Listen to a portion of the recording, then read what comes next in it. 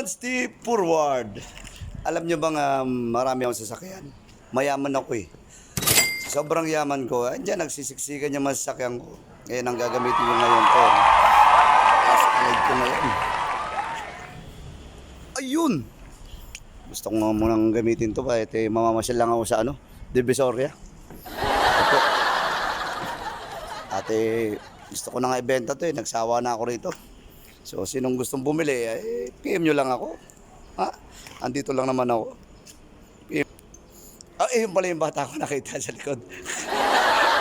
Ngayon yung nalaman na mayaman ako, hindi rin ako kasi nagpapautang. Ayoko rin magpautang dahil nga kasi pag nalaman nga marami ang pera, huwag kang magpapautang dahil marami kang pera eh.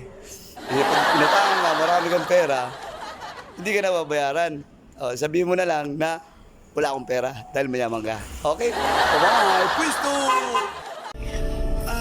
Agoy, matraffic. Pero okay lang yan kahit matraffic. Dahan-dahan lang at makakarating ka.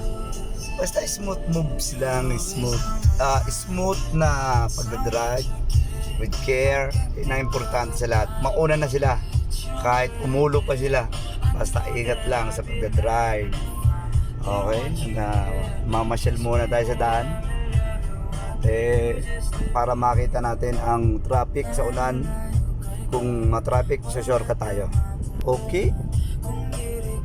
Dito tayo sa tabi. Para wala tayong hassle. Okay? Back to you guys. Please do.